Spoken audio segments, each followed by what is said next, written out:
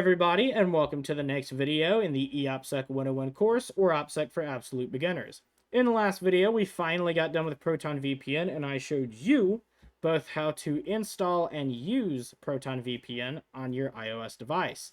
Now we are finally moving on to IVPN. It is the VPN provider that I personally use, and a lot of people that pay for VPNs also use it. Now, I know paid might throw you off a little, but I do recommend that you at least try it, and it's $2 for a 1-week trial. Who doesn't have $2, right? And paying for a month isn't that much more expensive. So we're going to go ahead and do something a little different with IVPN than we did with Proton. In Proton, we did 4 videos, and that included us creating an account on all devices, as well as installing it and using it. With IVPN, I'm going to make 1 video on creating an account, and then 4 videos with installing and using it. I will explain why that is in the comments. If I explain it in this video, it will be yap and take way too long. Go ahead and pull up your browser of choice. In this case, I'm using LibreWolf, but you can choose any browser that you want. And now we're going to go to our search bar, and we're going to type in ivpn.net. You're going to come to this screen that says resist online surveillance, not connected to VPN. Here's your IP address. You're going to click the blue button that says generate IVPN account. And it's going to bring this to select IVPN plan.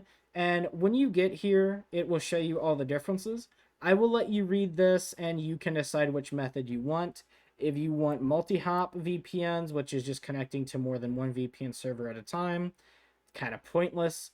But if you have more than 2 devices you want to use it on, you may want to go with IVPN Pro. In this case, I'm going to be doing IVPN Standard. So we're going to click the blue select button, and you can see your account has been created. This is your account ID. Write this down or type it in a file or do something immediately. With IVPN, you don't use an email, you don't use a password. This is the only information you have to get in. If you lose it, it's gone forever. So you'll have to resubscribe to IVPN on a new account to use our VPN service again.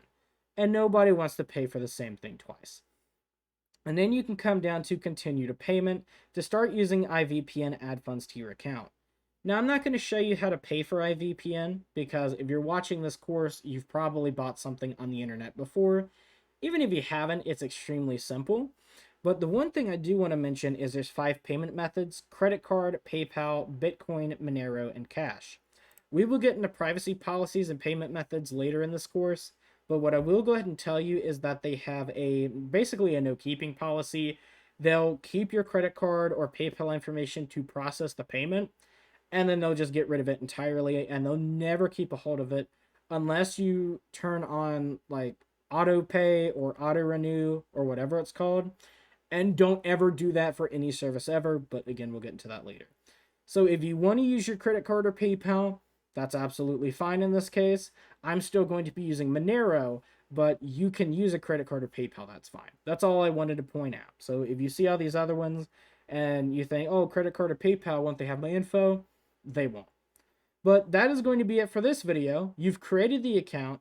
Write or type down the account ID, and we will use that for future videos. So I hope you guys did enjoy, and if you're new to the channel, please consider subscribing. Either way, consider liking and leaving a comment on this video. The engagement helps this video reach more people, and it convinces me to make more videos in the future. My name is James Martin. You guys have been amazing, and I will see you in installing IVPN for Windows.